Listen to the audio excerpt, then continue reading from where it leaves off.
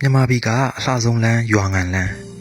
မြန်မာပြည်ကအလှဆုံးလမ်းလို့ပြောရင်ရှမ်းပြည်နယ်တောင်ပိုင်းကရွာငံနဲ့မန္တလေးကိုချိတ်ဆက်ထားတဲ့ရွာငံဟန်မြင့်မိုလမ်းကိုပဲညွှန်ပြရမှာပါရွာငံနယ်ဟာရှမ်းပြည်နယ်တောင်ပိုင်းမြေလက်ဒေသမှာမြောက်ဘက်အကျဆုံးတည်ရှိနေတဲ့မန္တလေးတိုင်းနဲ့ထိစပ်နေတဲ့နယ်တစ်နယ်ဖြစ်ပါတယ်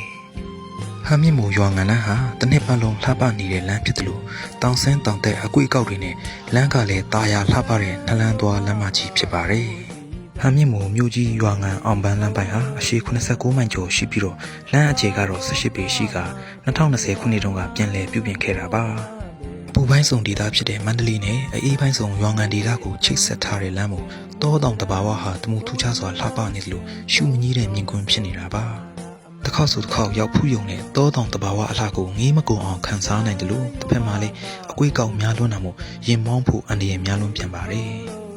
မိုးရသည်ဖြစ်ဖြစ်ဆောင်းရသည်ဖြစ်ဖြစ်ကားလမ်းဘေးကတောင်ကျိုးတွေမှာမြူခိုးတွေအုပ်ဆိုင်ပြီးတိမ်လိပ်တွေတရရတက်လာတဲ့မြင်ကွင်းဟာအင်မတန်လှပပါတယ်